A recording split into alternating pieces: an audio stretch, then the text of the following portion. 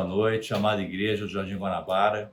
É uma honra poder participar deste culto da noite deste domingo. Muitas saudades dos irmãos. Graças a Deus, a situação dessa pandemia tem melhorado. Nós já voltamos aos cultos presenciais e na parte da manhã. E agora estamos participando deste culto na noite desse domingo. Então, que Deus abençoe a sua vida, que Deus faça com que você participe desse culto com o coração focado em tudo que vai acontecer aqui, na leitura da palavra, nos louvores. Queridos, que Deus abençoe ricamente a vida de cada um. E nesse momento, nós vamos fazer a chamada para adoração. Vamos orar ao nosso Deus, porque Ele deve ser adorado em espírito e em verdade. E baseado nisso, eu vou ler uma passagem que é bastante conhecida, certamente, que está lá no Evangelho de João, no capítulo 4. Eu vou ler do versículo 19 ao versículo 24. Então, capítulo 4 de João, versículo 19 ao versículo 24. O contexto aqui é a conversa que Jesus tem com a mulher de Samaria, à beira de um poço. E Jesus pede para que essa mulher lhe dê de beber água daquele poço. E a mulher não entende, porque primeiro porque ela era uma mulher, então não era comum naquela época, os homens se dirigirem às mulheres, muito menos um judeu se dirigir a uma mulher samaritana. Mas Jesus, como sempre, tinha um propósito naquela conversa com aquela mulher. E então eu vou ler essa passagem. Diz assim a palavra de Deus: Senhor, disse-lhe a mulher, vejo que tu és profeta. Nossos pais adoravam neste monte. Vós, entretanto, dizeis que em Jerusalém é o lugar onde se deve adorar. Disse-lhe Jesus, mulher, podes crer-me que a hora vem, quando nem neste monte, nem em Jerusalém adorareis o Pai. Vós adorais o que não conheceis, nós adoramos o que conhecemos, porque a salvação vem dos judeus. Mas vem a hora, e já chegou, em que os verdadeiros adoradores adorarão o Pai em espírito e em verdade, porque são estes que o Pai procura para seus adoradores. Deus é espírito, e importa que os seus adoradores o adorem em espírito e em verdade. Queridos, nessa passagem, Jesus nos ensina que o Pai procura os verdadeiros adoradores. Então, importa que nós adoremos o nosso Deus em espírito e em verdade.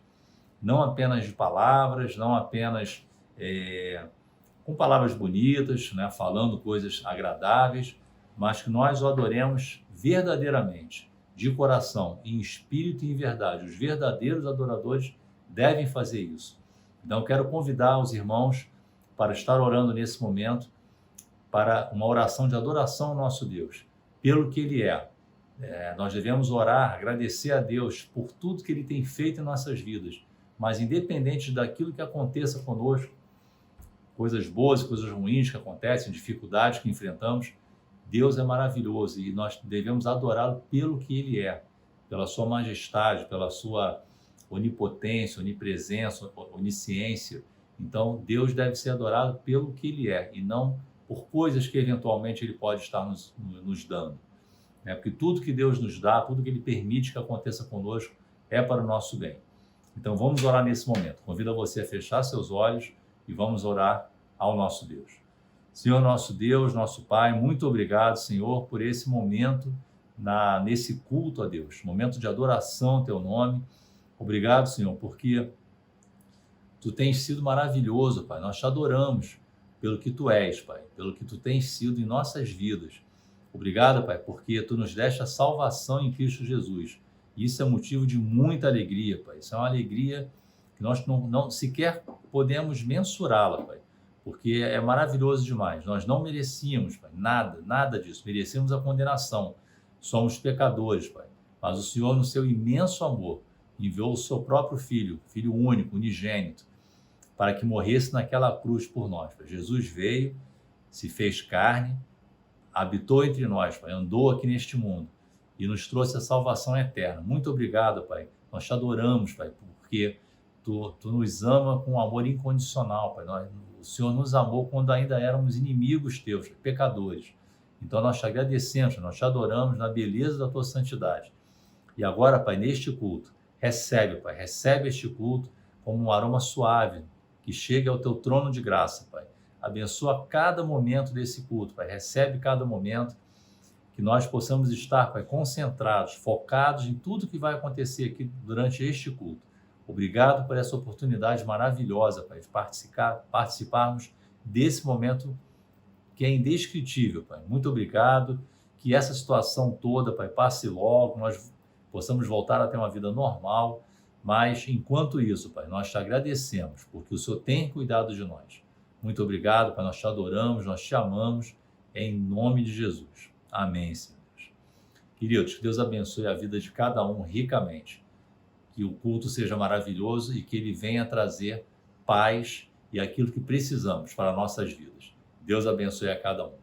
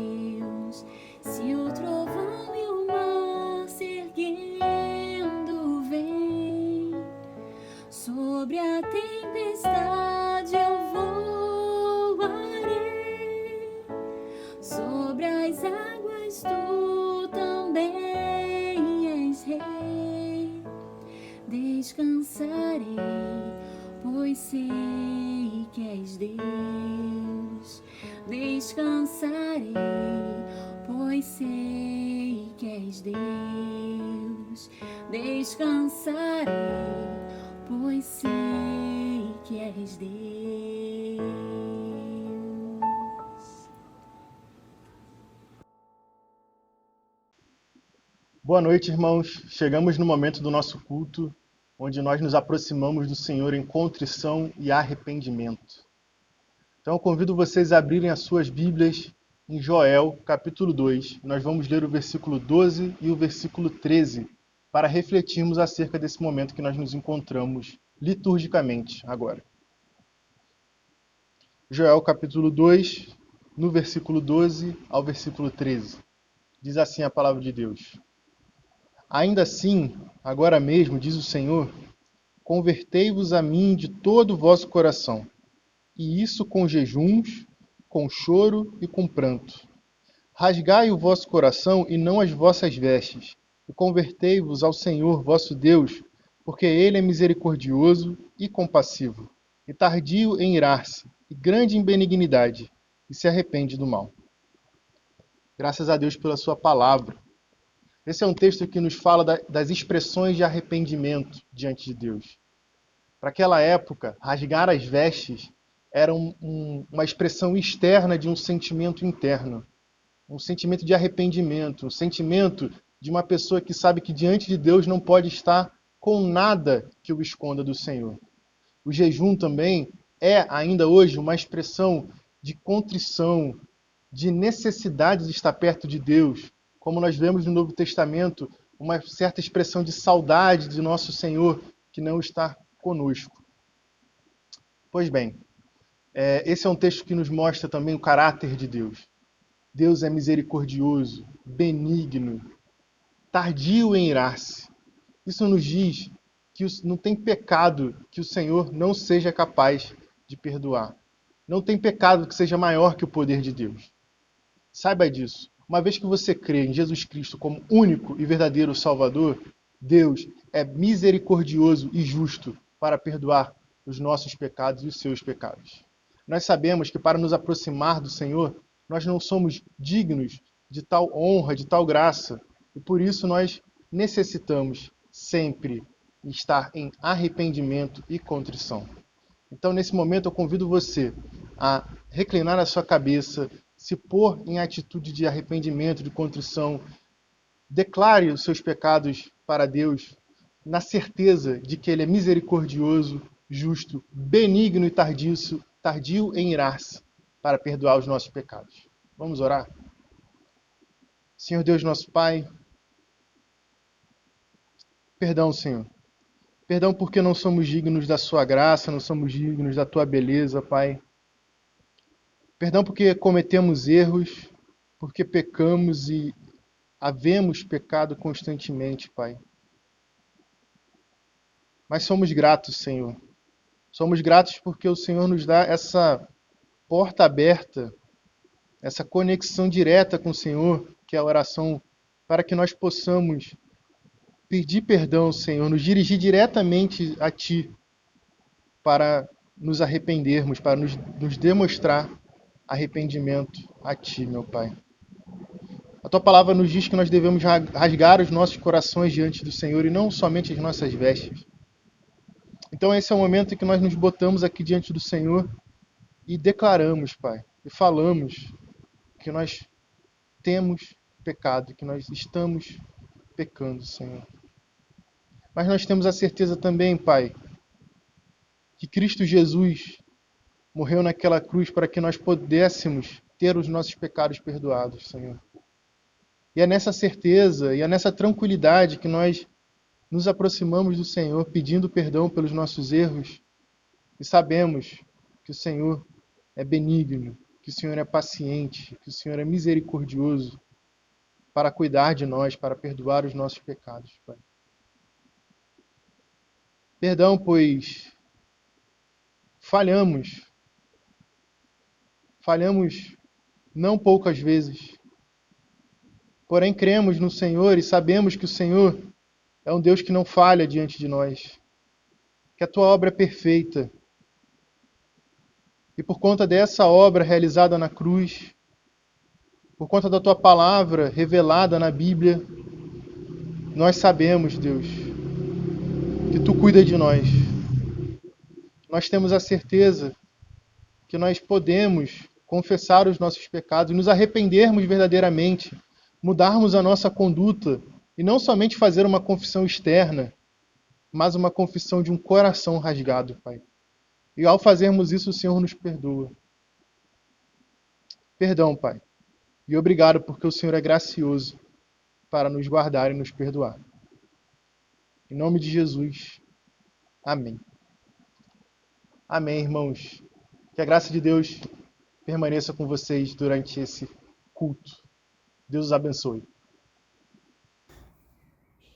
Evangelho de Marcos, capítulo 2, versículos 13 e 14. Nos fala de uma história do Senhor Jesus que estava caminhando de novo na direção do mar e passando pela coletoria encontrou Levi, Mateus, como conhecido em outros evangelhos. E passando por ali, Jesus então olha para ele e lhe diz.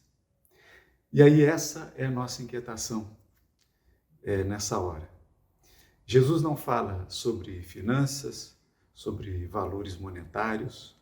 Jesus não pede nada para que ele pudesse comprar, ainda que um pedaço de pão.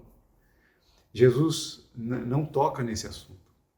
O que Jesus diz para aquele homem assentado ali é: segue-me. E o texto diz que imediatamente Levi, deixando tudo, seguiu a Jesus. Quando falamos de dízimos e ofertas, nós chegamos justamente nesse ponto. O que de mais valioso temos para o Senhor? A nossa vida. Foi como Levi fez. Entregou a sua vida para o Senhor. Passou a seguir Jesus. Esse é o nosso maior valor. As outras coisas que nos cercam, o que nós temos de dons, de talentos, de profissão, de bens que o Senhor mesmo já nos deu, isso é palha, é muito pouco comparado com aquilo que verdadeiramente nós devemos entregar ao Senhor, que é a nossa vida. Então, nessa hora, é hora de reflexão, de pensarmos um pouco sobre aquilo que temos entregado ao Senhor, aquilo que nós temos depositado, aquilo que nós temos transferido para o Senhor. Isso não pode ser visto de forma alguma como algum tipo de troca, como algum tipo de benefício que nós vamos entregar para receber de Deus. Não. O que de mais precioso nós entregamos é a nossa vida. E a nossa vida traz tudo de nós. Então, fica aqui a nossa conversa para que pensemos muito bem o que nós fazemos quando ofertamos, o que nós pensamos quando ofertamos e o que verdadeiramente nós entregamos na presença de Deus. A nossa vida é o que verdadeiramente tem valor. Vamos orar. Senhor Deus, te agradecemos pela oportunidade que temos de trazer ao Senhor os nossos dízimos e ofertas, aquilo que nós temos recebido já do Senhor. E entregamos não nas tuas mãos, Senhor, mas consagramos ao Senhor, porque o Senhor é o dono de todo o ouro, de toda a prata, de todos os valores financeiros deste mundo. E rogamos ao Senhor, Pai, que antes de entregarmos os nossos dízimos e ofertas, que a nossa vida esteja entregue ao Senhor de coração e em primeiro lugar. É a nossa oração que fazemos agradecendo ao Senhor por todas as vidas que têm sido colocadas na sua presença e também pelos dízimos e ofertas que essas vidas trazem. É a oração que fazemos em nome de Cristo, o nosso Senhor. Amém e amém. Que Deus te abençoe.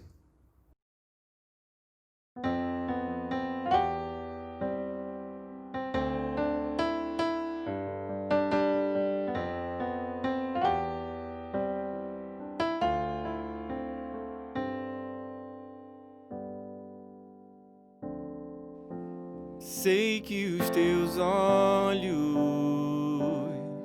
sempre atentos, permanecem em mim,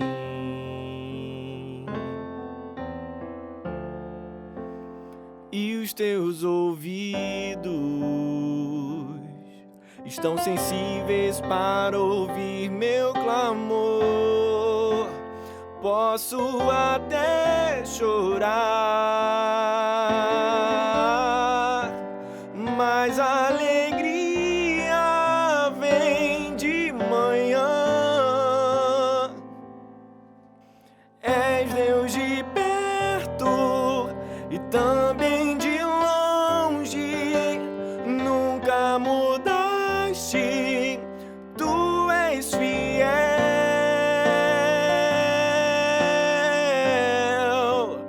Deus de aliança, Deus de promessas, Deus que não é homem pra mentir. Tudo pode passar, tudo pode mudar, mas tua palavra vai se cumprir.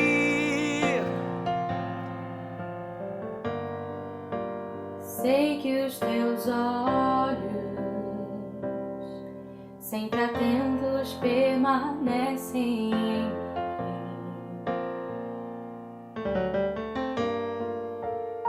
E os teus ouvidos estão sensíveis para ouvir meu clamor. Posso até chorar, mas a alegria vem de manhã. És Deus de perto, também de longe, nunca mudastes, tu és fiel.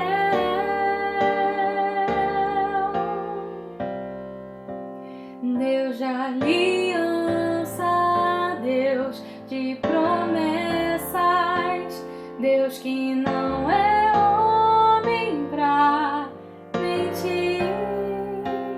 Tudo pode passar, tudo pode mudar, mas tua palavra vai se cumprir. Posso enfrentar o que for, eu sei quem luta por mim. Seus planos não podem ser frustrados. Minha esperança está nas mãos do grande eu sou. Meus olhos vão ver o impossível acontecer.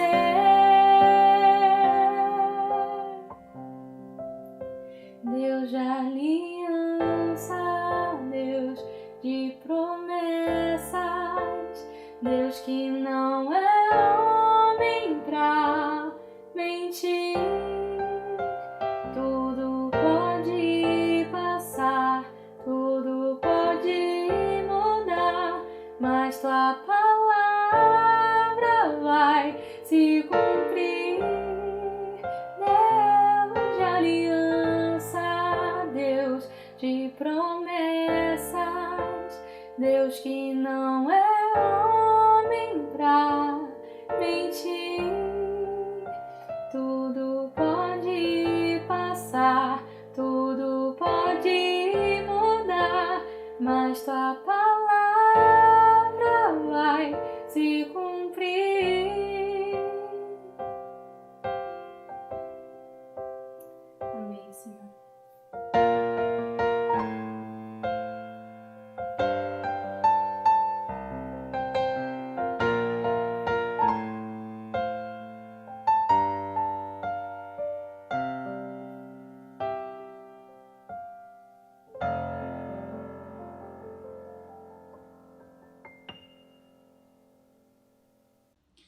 Irmãos, a gente chega num momento tão importante da nossa liturgia em que nós seremos ministrados na Palavra de Deus. E a gente fica muito feliz de poder ouvir do Reverendo Renato. O Reverendo Renato é um homem de Deus, ele é uma pessoa muito preciosa, não apenas para mim, mas para toda a nossa família aqui, essa família pastoral. E o Reverendo Renato ele é muito querido, principalmente pelo amor que ele tem pelo Evangelho, por aquilo que Jesus tem feito através da vida dele, da sua família, dessa lindíssima família que ele tem, através da Igreja do Rio. O Reverendo Renato é o pastor efetivo da Igreja do Rio, a nossa catedral, e é um pastorzão, é um cara muito querido, e a nossa oração nesse momento, nessa hora, como eu sempre faço, né? Que as palavras dos lábios do Renato e o meditar do nosso coração sejam agradáveis a Deus. Eu estou muito animado de ouvir o meu amigo nos falando sobre como Deus é top e que essa mensagem fale muito ao seu coração. Vamos ouvir a palavra de Deus. Graça e paz, meus amados irmãos da Igreja Presbiteriana do Jardim Guanabara. Uma alegria nós estarmos juntos nesta noite. Eu quero me dirigir ao pastor da igreja, ao reverendo Vladimir Brito, um homem de Deus, um querido, um amado. E ele sabe que quando falo isto, eu falo do fundo da alma e não por praxe. O reverendo Vladimir é um querido, por quem nutre um amor profundo e uma admiração verdadeira.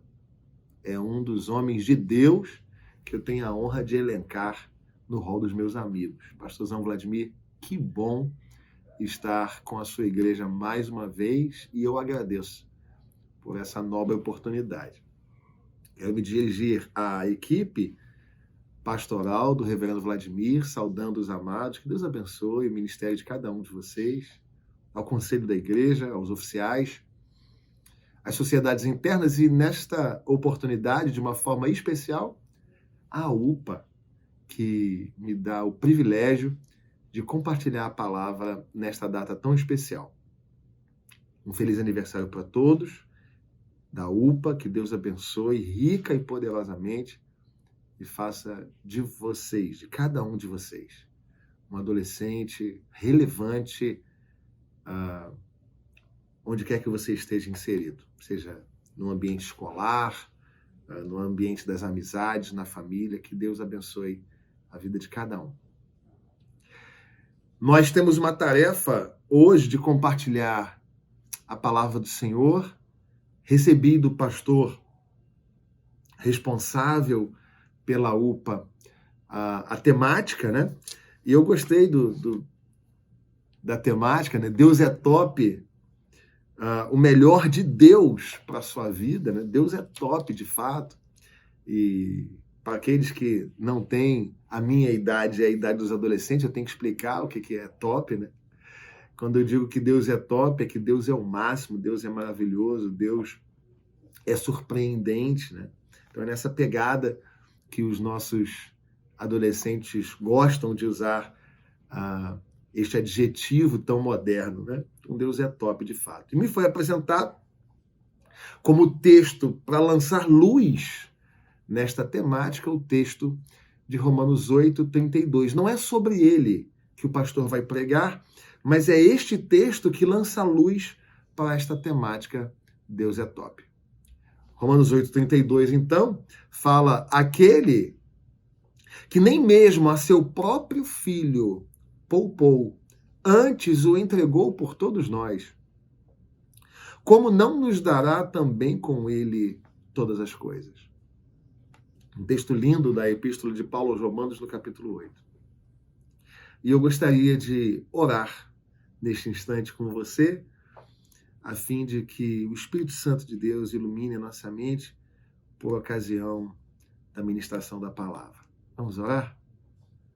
Senhor, nosso Deus e nosso Pai, nós louvamos o Teu nome por este lindo privilégio, por esta rica oportunidade de estarmos juntos nesta noite para pregar o Teu Evangelho. E pedimos em nome de Jesus que o Senhor fale com a gente, que o Senhor cuide de nós por meio da palavra, porque nós sabemos, nós cremos e nós temos vivido a verdade de que quando Tu falas, não há quem te possa resistir. Então, nessa noite, Senhor, que não haja resistência, antes que a Tua palavra penetre os corações, no profundo da alma, e que o Senhor cuide de nós por meio dela. É a nossa oração, em nome de Jesus. Amém. Amém. Muito bem, eu quero compartilhar com você o texto que se encontra no livro do Apocalipse. Livro do Apocalipse, no capítulo 2. Nós vamos fazer a leitura do capítulo 2, a partir do verso 8.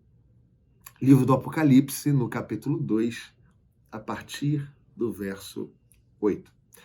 É óbvio que nesse tempo de pandemia, e até pela difusão do aniversário, né, o meu nome já deve estar colocado em alguma rede aí da igreja, né, ou no boletim, enfim, ou mesmo nesta transmissão, mas ainda assim eu faço questão de me apresentar.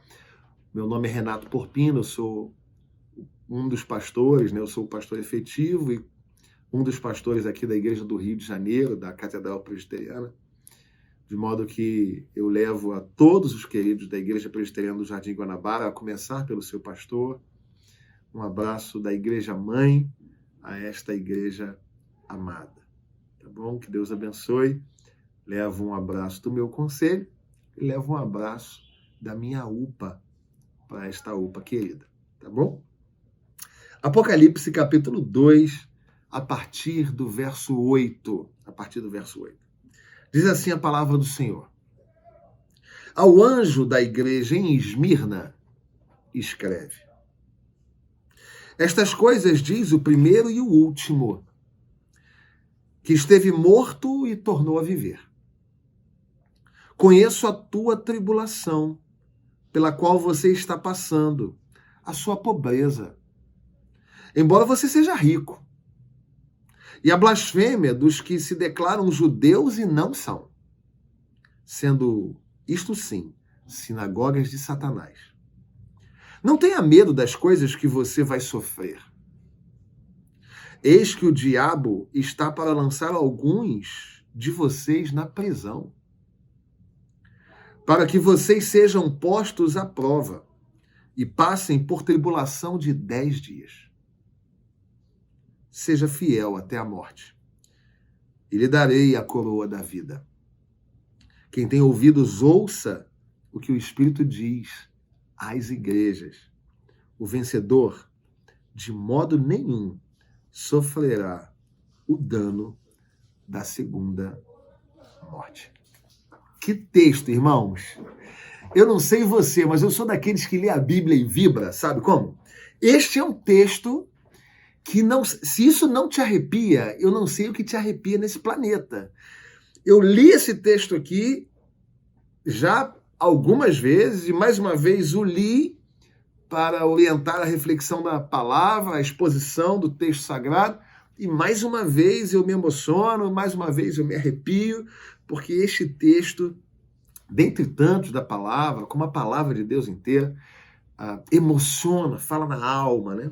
Que texto lindo! A igreja que se reunia na cidade de Esmirna. No entanto, a pergunta que faço e que ecoa a partir deste texto, uma vez que nós, pelo tema que nos foi proposto, nós temos o melhor de Deus para nós, já que Deus é top e o melhor de Deus para a nossa vida está nele, uma vez que nós sabemos que ele é o melhor, uma vez que nós sabemos que ele tem o melhor, fico eu a pensar, primeiro, que melhor é esse? Que nível de melhor é esse? Que definição melhor caracteriza este adjetivo usado no texto da palavra? Que definição melhor reflete a certeza que temos de que Deus é top e que ele tem o melhor de Deus para nós, que ele tem o melhor da sua própria vontade para nós. Bom, para que a gente entenda bem esse texto e para que a gente possa caminhar bem na palavra, eu gostaria que você permanecesse com a sua Bíblia aberta, tá bom? Permaneça com a sua Bíblia aberta. Apocalipse capítulo 2, nós vamos refletir a partir do verso 8, tá bom?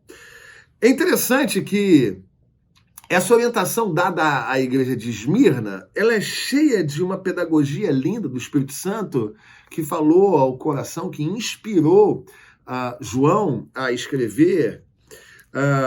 E nós precisamos pensar um pouquinho sobre este contexto. Em primeiro lugar, nós vemos que a igreja que se reunia em Esmirna, ela era uma igreja pobre, financeiramente pobre, numa cidade rica. Então, era um contexto de limitações financeiras.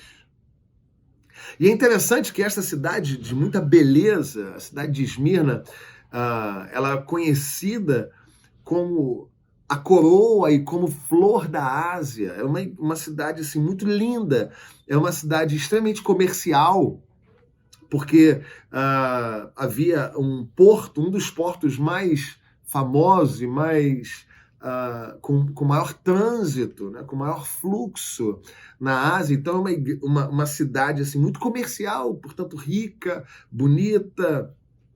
Ela tinha uma arquitetura assim, fantástica e era uma cidade extremamente cheia de devoção. Havia na cidade de Esmirna templos dedicados a Cibeles, a Zeus, a Apolo, a Afrodite, enfim, a uma diversidade de deuses. Era uma cidade extremamente bonita, rica e cheia de devoção. E a esta cidade rica, bonita e cheia de devoção, Deus deu uma igreja pobre. E a esta igreja pobre, que já enfrentava a diferença e o choque com aquilo que a cidade tinha e a igreja não, o Senhor começa a falar para essa igreja algumas coisas que nos chamam a atenção. Bom, em primeiro lugar, esta igreja de Esmirna é uma igreja que enfrentou a morte, que enfrentou a perseguição. Só que o verso 10 fala de algo que confronta o nosso entendimento com Deus é top, o melhor está por vir, o melhor vai acontecer. Olha só o que diz o verso 10. Não tenha medo das coisas que você vai sofrer. Presta atenção aqui, opa. Se eu digo para você assim, Deus é top, hein? O melhor de Deus acontecerá para você. Escute isso. Não tenha medo das coisas que você vai sofrer. Pira na hora, né? Como assim? O melhor de Deus e tá vindo sofrimento, né? Me parece contraditório. E o Senhor fala para essa igreja o seguinte: eis que o diabo está para lançar alguns de vocês na prisão, para que vocês sejam postos à prova e passem por tribulação de 10 dias.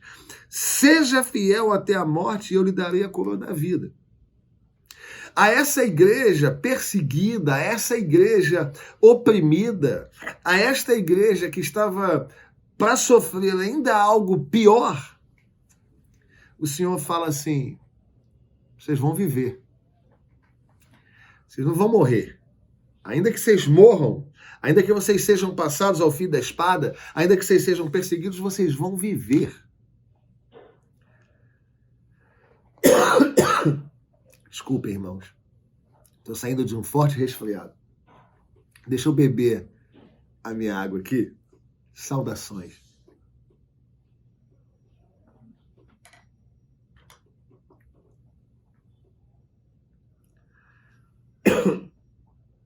Perdão, irmãos.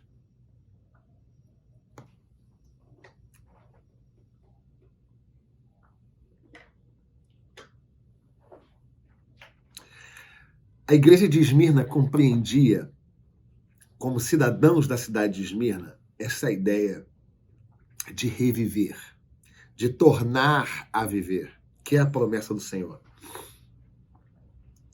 Por quê? Porque a cidade de Esmirna foi fundada no ano 1000 a.C. No entanto, no ano 600, o general, na verdade, os lídios, um povo da região antiga da Ásia, destrói a cidade de Esmirna. Então, no ano 600 no ano 1000 a.C., ela é fundada, no ano 600 ela é destruída, mas no ano 200, um dos generais de Alexandre reconstrói a cidade de Esmirna. E aí o que acontece? Quando o Senhor fala para eles assim: sejam fiéis até a morte e dar-te-ei a coroa da vida, dar-vos-ei a coroa da vida, o Senhor está falando de um contexto que o cidadão de Esmirna entendia bem. Porque isso tinha acontecido com a própria cidade. No ano 1000 ela é criada. No ano 600 ela é destruída. No ano 200 ela volta a viver. Então, este contexto de morrer e tornar a viver era facilmente compreendido pelo cidadão de Esmirna. Um outro aspecto que é interessante no texto é que a cidade de Esmirna, o cidadão de Esmirna também compreendia bem o que era ser fiel, o que era ser leal. quando o Senhor fala por meio de João à igreja, permaneçam fiéis, sejam fiéis. O cidadão de Esmirna compreendia bem, porque segundo o Império Romano, Esmirna, de todas as cidades orientais, era conhecida como a cidade mais fiel ao Império, mais leal ao Império. Muito antes de Roma ser a senhora do mundo de então, Esmirna já era fiel a Roma. Cícero dizia que Esmirna era a aliada mais antiga e mais fiel do Império Romano. E o Senhor sabiamente fala para eles assim: sejam fiéis a mim. Vocês que compreendem tão bem o que é ser fiel, vocês que compreendem tão bem o que é ser leal a uma causa, a um senhorio, como vocês são fiéis a Roma, sejam fiéis a mim, ainda que vocês tenham que morrer, porque vocês vão viver no final. É interessante isso. E em quarto e último lugar, o Senhor fala de coroa. O vencedor receberá a coroa da vida. Aquele que se mantiver fiel até a morte receberá a coroa da vida. E mais uma vez é um contexto que a Esmirna, a cidade de Esmirna, o cidadão da cidade de Esmirna compreendia bem. Por quê? Porque na cidade de Esmirna havia um estádio em que os jogos atléticos aconteciam. E aí aqueles que conseguiam vencer as corridas, as provas atléticas, recebiam uma coroa de louros. E aí o Senhor fala de, mais uma vez, algo que era muito natural para o cidadão de Esmirna. Vocês vão receber também uma coroa no final, só que não mais a coroa de louros, mas a coroa da vida. Todo esse contexto me faz pensar sobre o que é servir a esse Deus que é top. Será que servir ao Deus que é top é esperar necessariamente sucesso? É esperar necessariamente carro novo, casa nova, salário alto? Será que é necessariamente desfrutar de um sucesso compreendido e definido pelos padrões do mundo moderno? Será que é isso? Não me parece ser isto que o Senhor estava pregando para a igreja de Esmirna. Não me parece ser isto que o Senhor estava ministrando ao coração da cidade de Esmirna, uma cidade, a igreja da cidade de Esmirna, uma igreja pobre numa cidade rica. Uma igreja para quem foi dito o seguinte: vocês vão sofrer, vocês vão passar por coisas difíceis, vocês vão passar por aflição permitida por Deus por meio da mão do diabo. Vocês podem até morrer. Fico eu a pensar se o contexto em que nós estamos, as dificuldades pelas quais passamos, não se afastam deste conceito mais triunfalista que, por vezes, nós instintivamente adotamos a respeito das promessas de Deus. O contexto de dor pelo qual passamos, especialmente neste ano, a partir do mês de março, e tantas repercussões dessa grande questão chamada pandemia, seja no que diz respeito à saúde pública, à economia, às questões vinculadas à educação e tantas reverberações dessa questão. Será que tudo isso não apresenta para nós uma nova visão do que é esse Deus que é top? Porque todo este contexto, toda esta situação, todo este ambiente em que nós estamos inseridos não muda a verdade que Deus é top. Não muda. O que deve mudar é o que nós concebemos como sendo um Deus top. Veja, eu não estou dizendo para você que você não pode alcançar o sucesso definido pelo tempo presente. Eu até rogo a Deus que o bem-estar social, socioeconômico alcance a sua vida, meu filho adolescente, meu irmão querido da igreja do Jardim Guanabara. mas ainda que o sucesso definido pelo tempo presente não seja aquele que você consegue enquadrar na sua própria vida, ainda assim Deus é top. E eu quero olhar para você, porque esse texto fala de uma igreja sofredora, perseguida, pobre, caluniada por aqueles que se diziam judeus e são sinagoga de Satanás, aprisionada, enfrentando a própria morte. E para essa igreja o Senhor fala assim: não desanima não. Permaneça fiel a esse Deus que é top. Eu quero compartilhar com você, porque ser cristão na cidade de Esmirna é um risco à própria vida. Assim como ser cristão na cidade do Rio de Janeiro, assim como ser cristão na Ilha do Governador ou no centro do Rio, assim como ser cristão no ambiente da universidade ou da escola, assim como ser cristão no ambiente ocidental, assim como ser cristão no ambiente do mundo agora. Não tem sido fácil, não. Mas ainda assim, o desafio do Senhor para mim e para você é: seja fiel a esse Deus que é top. E eu quero compartilhar com você, nesta oportunidade, você, igreja amada do Jardim Guanabara, você que compõe a equipe pastoral, meu irmão, você que compõe o conselho da igreja, ao meu irmão querido, reverendo Vladimir,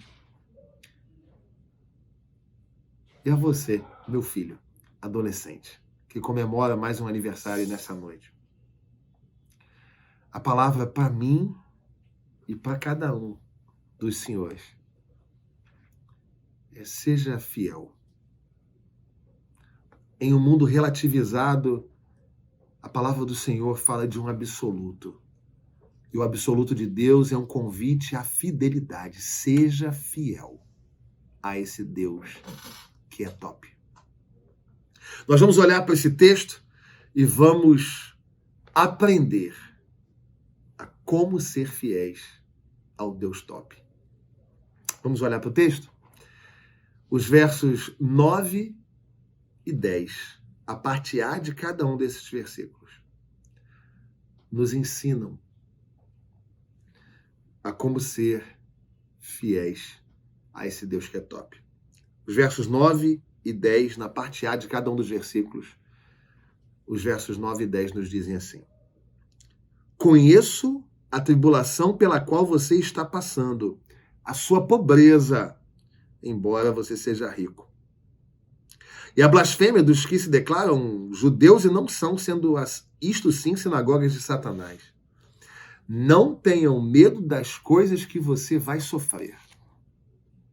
Em primeiro lugar, para você ser fiel a esse Deus top, você tem que ser consciente da realidade. Você tem que ser realista com os desafios da vida.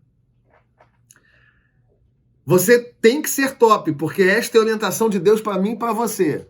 Mas, em primeiro lugar, o Senhor fala para a igreja de Esmirna o seguinte: vocês estão atravessando um momento difícil, vocês estão vivendo prova.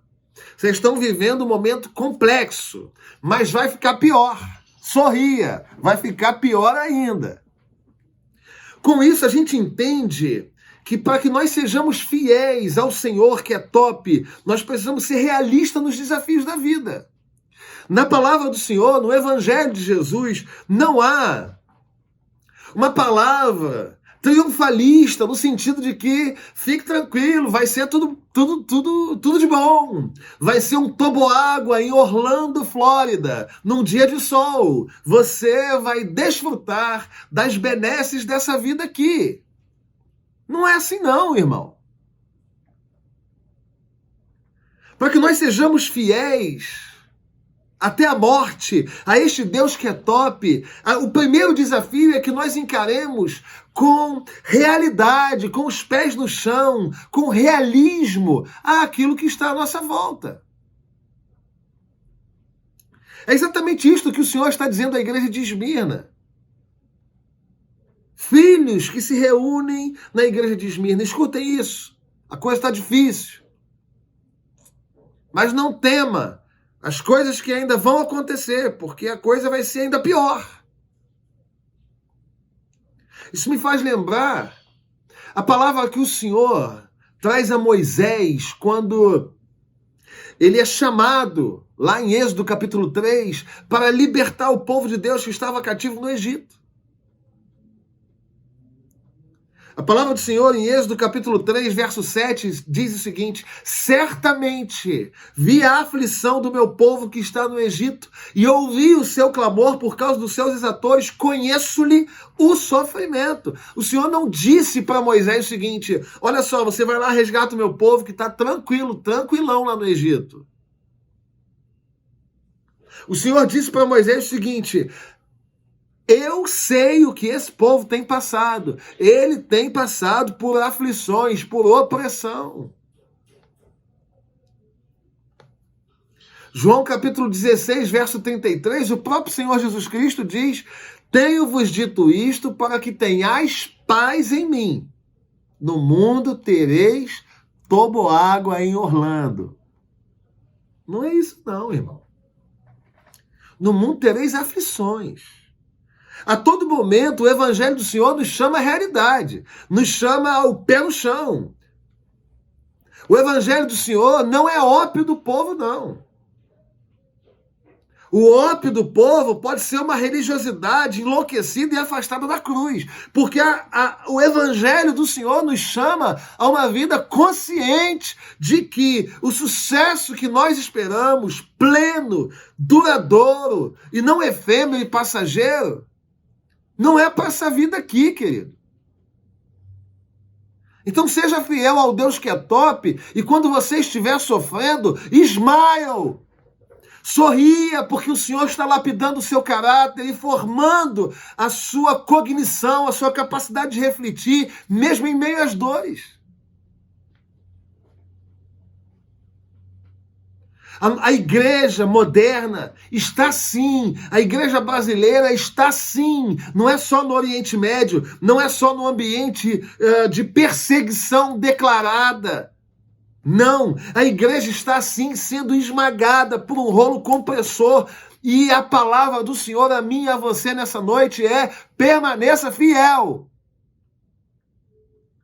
Pastor, mas eu estou chorando aqui porque eu estou sofrendo. O Senhor diz a você nessa noite: eu conheço o seu sofrer, eu conheço o seu clamor por causa dos seus exatores. Êxodo capítulo 3, verso 7. Eu conheço o seu sofrimento. E é exatamente isto que o Senhor fala no verso 9: conheço a tribulação pela qual você está passando. Você não sofre sozinho, eu não sofro sozinho. Nós cremos nisto. Durante esse tempo de dores, durante esse tempo de aflições, durante esse tempo de angústias, o Senhor está dizendo para mim e para você: coloque os seus pés no chão, para de acreditar nesse evangelho triunfalista, que é de glória em glória nessa vida aqui. Não é nada disso, você vai sofrer, você vai chorar. Ou alguém aqui conseguiu uma fórmula de pular essa etapa? A etapa chamada dor. Porque se alguém encontrou essa fórmula, por favor, pegue o seu carro, pegue o meio de transporte pelo qual você se locomove pela cidade, vem aqui à catedral e me ensina a viver sem sofrimento algum. Deixa eu dizer uma coisa para você. Houve um bispo, houve um pastor que pastoreou esta igreja em torno de 50, 60 anos depois deste texto ter sido escrito. Por volta do ano 155. O nome desse pastor dessa cidade se chamava Policarpo. Policarpo, um homem idoso. A igreja perseguida. E aí, uma vez, Policarpo estava no seu quarto orando. E aí chegam oficiais do Império Romano. E levam Policarpo. Fala: Policarpo, você vai ser preso. E ele tranquilamente fala: tudo bem. Por onde? Vocês podem só aguardar um instantinho? Ele já é um senhor de idade, com mais de 80 anos. Eu só vou fazer uma oração, vocês permitem? E ele volta para o quartinho, coloca seu joelho no chão e começa a orar. E nos contam os historiadores que a oração feita por Policarpo nesse momento da captura começa a constranger os guardas que foram prendê-lo. E ele então faz a sua oração e os seus algozes o levam. Chegando ao ambiente em que ele seria exposto,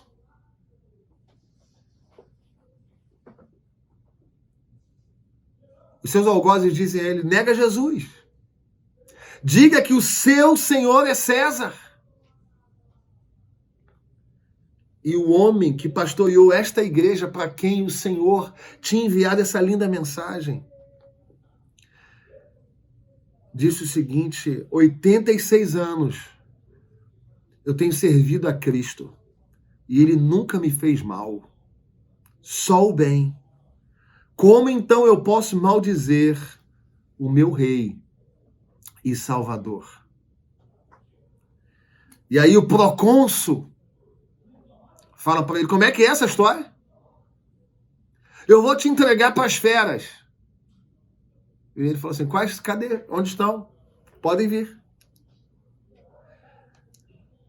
E aí o procônsul fica muito chateado e fala: feras não. Eu vou te colocar dentro da fogueira. Você vai arder, você vai queimar vivo. E ele, consciente da realidade dessa vida aqui, ele consciente que o Senhor conhecia o seu sofrimento e a sua perseguição. Sabe o que ele fala para o procônsul? Tu me ameaças com fogo, que queima por 1 hora e depois de um pouco se apaga. Mas tu és ignorante a respeito do fogo do juízo vindouro e do castigo eterno, reservado para os maus. Mas por que te demoras? Faze logo o que queres.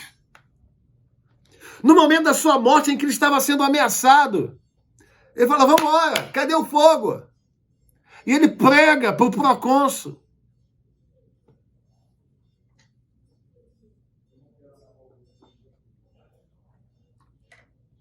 Você quer me queimar? Você não sabe o que é fogo. Esse fogo vai me consumir e vai permanecer aceso por 1, 2 horas. Mas existe o fogo vindouro e ele prega para o procônsul. E aí o procônsul fica irado com isso. E fala para os guardas: ajuntem as toras de madeira. E Policarpo então começa a tirar sua própria roupa. Começa a caminhar na direção da fogueira. Vem um guarda com pregos para pregá-lo nas toras que queimariam em poucos instantes. E Policarpo falou: não faça isso. Deixa-me livre. Aquele que me deu forças para não temer o fogo, forças me dará para permanecer nele sem a ajuda de pregos. Você está entendendo isso? E tem gente negando a fé porque a nota não foi aquela que estava sendo aguardada. Tem gente negando a fé porque o celular trincou a tela. Tem gente negando a fé porque alguém falou mal dele. Tem gente negando a fé porque não suporta mais a pandemia. Meu irmão, em nome de Jesus, permaneça fiel, seja realista. Nós vamos enfrentar dores.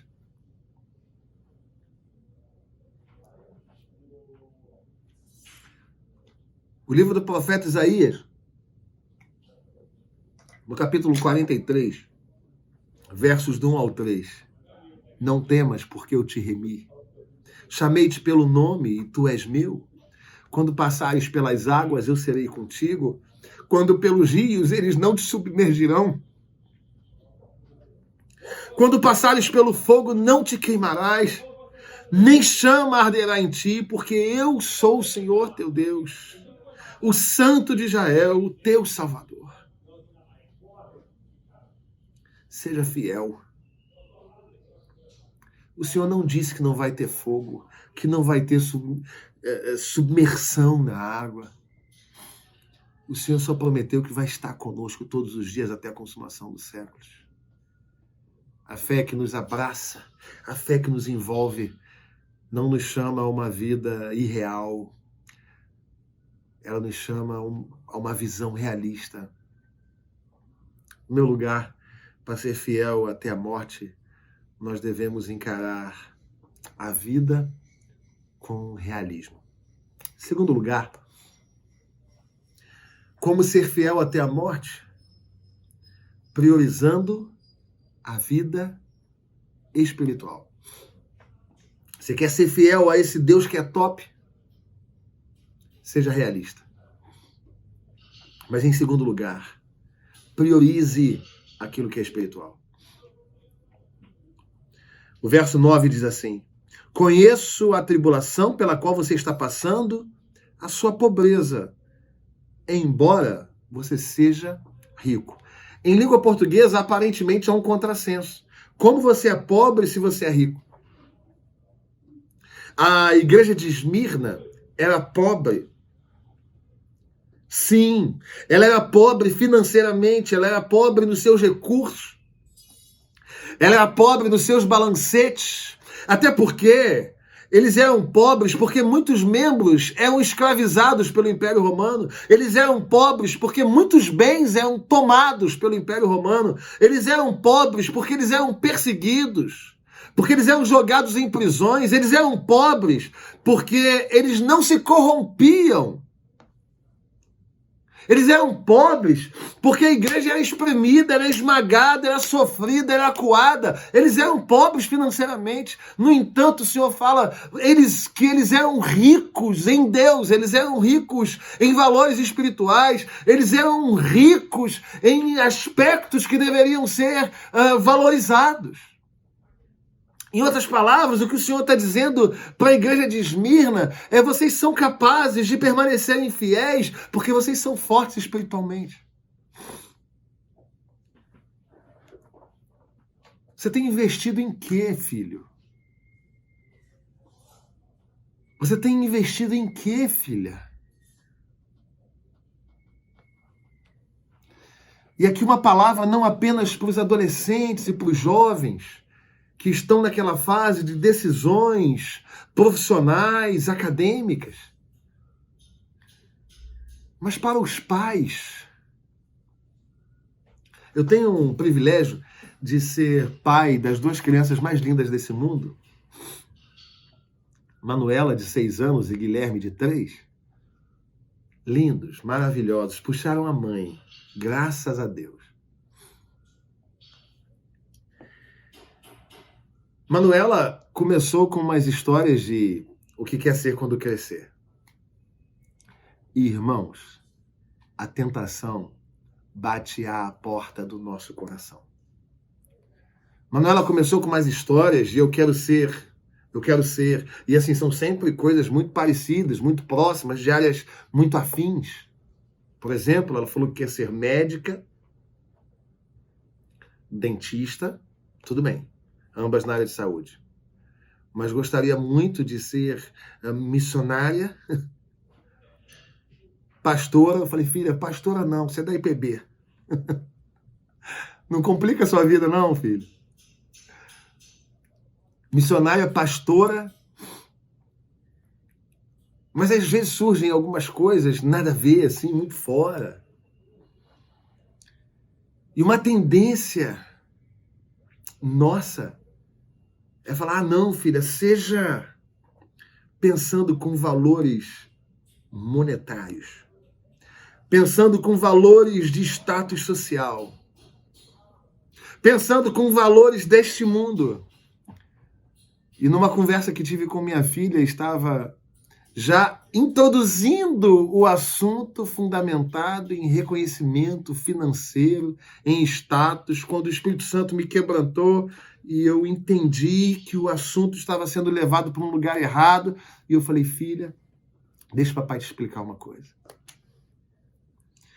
Você vai perguntar a papai do céu o seguinte: Papai do céu, em que lugar, em que profissão o Senhor quer me usar? Em que lugar, em que profissão, em que ambiente de estudo o Senhor me quer como missionária? O Senhor me quer para pregar a tua palavra. Com a linguagem para uma criança de 6 anos, foi isso que eu ensinei para ela. Como eu vou ser relevante para o reino de Deus? E uma palavra aqui para você que é pai.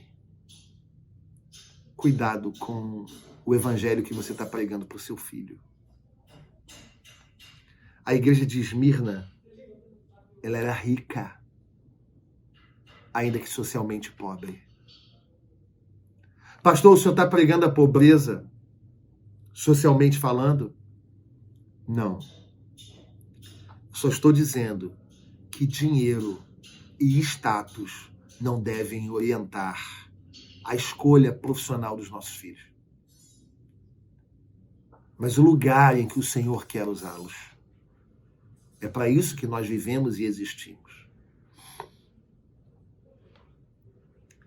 Isso me faz lembrar 1 Samuel, capítulo 16, quando Samuel vai ungir o rei Davi. Na verdade, ele vai ungir um dos filhos de Jessé. E é apresentado ao profeta o filho bonito, o mais velho, o mais forte.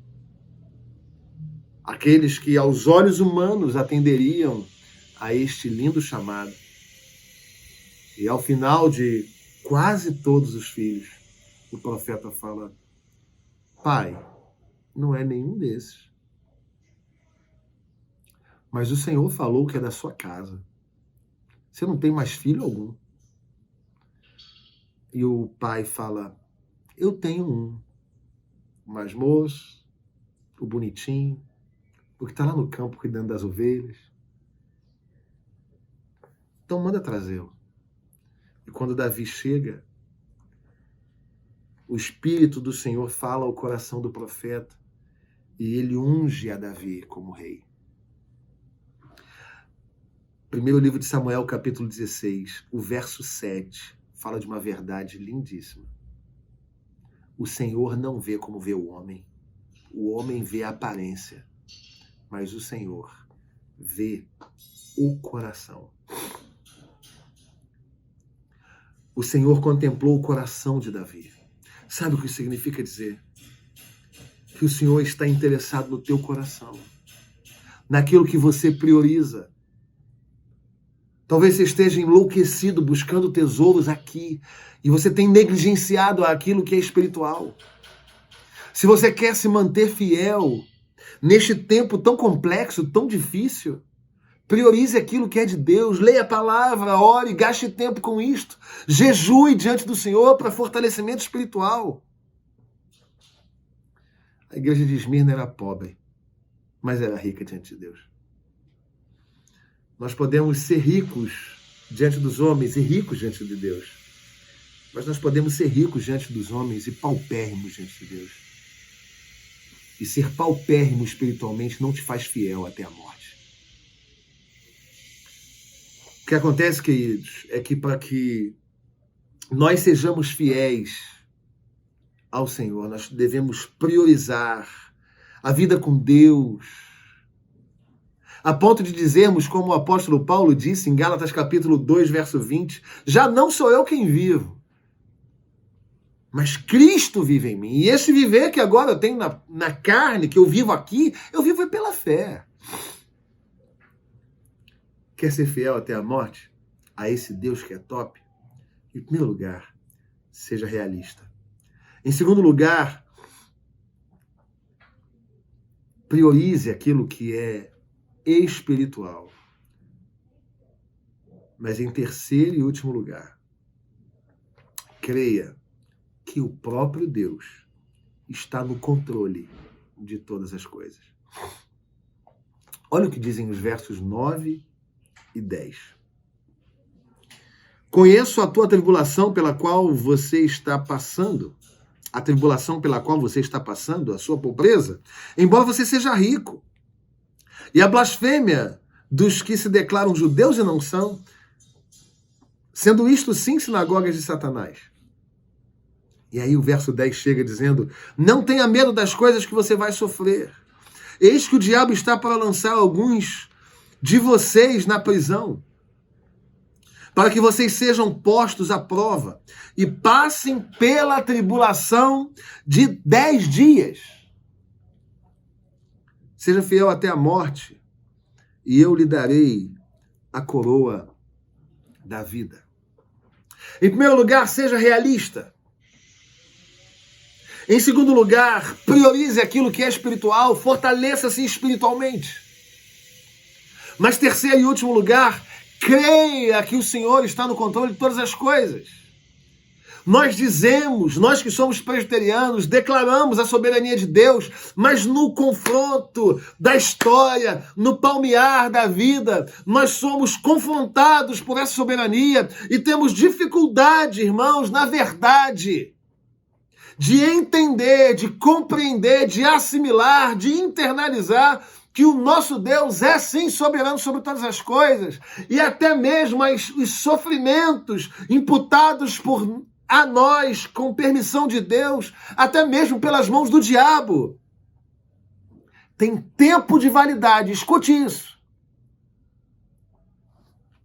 Até os sofrimentos que agora ocupam a sua mente, que agora espremem o seu coração, que agora te fazem chorar. A palavra do Senhor diz que essas tribulações, elas não vão passar de 10 dias. Você e eu não estamos em um caminhão descendo uma ribanceira sem freio. Eu e você não estamos num avião sem turbina descendo para o caos. Eu e você não estamos largados à própria sorte nesta vida aqui.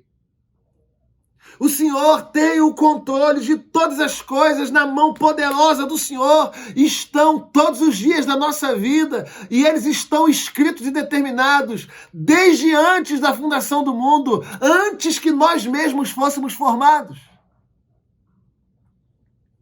O que acontece, queridos, é que o Senhor nos chama nessa noite a sermos fiéis até a morte, crendo que Ele tem a chave da história em suas mãos. Portanto, se você está agora chorando, angustiado, preocupado, não vou ser fiel, vou abandonar tudo, vou chutar o balde, porque você nutriu no seu coração um evangelho diferente daquilo que está previsto na palavra de Deus, porque você criou para si um evangelho romantizado com promessas que Deus nunca fez a você, de um toboágua em Orlando, de dias pacíficos, de voos em céu de brigadeiro, em mares sempre muito calmos, em caminhos sempre muito planos, sem pedras. Se você criou isso para você e agora você está decepcionado com Deus, você está decepcionado com um Deus equivocado que te foi pregado, não com um Deus verdadeiro. Porque o Deus verdadeiro disse para a igreja de Esmirna o seguinte: ei, escute aqui. Não tema os sofrimentos que você está passando agora. Eu conheço todos eles e ainda vai ficar pior. Sejam realistas. A sociedade pode até te chamar de pobre. A sociedade pode chamar você de limitado. A sociedade pode dizer: ah, você é cristão, então você não é academicamente suficiente. Mas priorize aquilo que é espiritual, fortaleça-se por dentro, fortaleça-se em Deus, fortaleça-se na palavra, fortaleça-se nos joelhos dobrados, fortaleça-se no jejum que aprimora o espírito para os desafios da vida. Mas não apenas isso. O Senhor nos chama à realidade, seja realista. O Senhor nos manda priorizar aquilo que é espiritual. Mas não apenas isto, o Senhor está dizendo para mim e para você: creia. Creia que o final da história já está decretado. Aleluia. Louvado seja o nome do Senhor. Os dias são difíceis, sim, e podem se tornar piores. Mas o último capítulo deste livro, nós sabemos qual é. Você pode estar enfrentando agora dores na sua vida, que o Senhor pode resolver nesta vida aqui, mas pode não resolver nesta vida aqui. Mas o último dia de vida nosso neste planeta não é o último capítulo deste livro. A palavra do Senhor diz para nós que os sofrimentos são de 10 dias. A palavra do Senhor diz que aqueles que permanecerem fiéis até que passem pela morte receberão a coroa da vida. Isso significa dizer que o Senhor tem a chave de todos os dias da nossa existência. Isso significa dizer que o Senhor não dormita e não dorme. Aquele que é o Deus da nossa vida, aquele que é o Senhor Emanuel, aquele que está conosco todos os dias da nossa vida até a consumação dos séculos, é Ele que escreveu o dia 1, o dia 2 e o dia último da nossa história. E o dia último da sua história, você sabe o que está escrito lá? O que está escrito lá é: vinde, benditos de meu Pai. Aleluia! Louvado seja o nome do Senhor. A sua vida não é determinada pelos sofrimentos desse tempo aqui. E veja, eu não estou dizendo que as agruras, as dores pelas quais você passa, Deus tem um compromisso em resolver nessa vida aqui. Não é isso que eu estou dizendo. Embora creia que Ele possa fazer. O que eu estou dizendo é mais poderoso do que isso. É que ainda que você viva aqui como Policarpo, 86 anos, sendo perseguido, sendo esmurrado, e que o último dia da sua vida seja no fogo.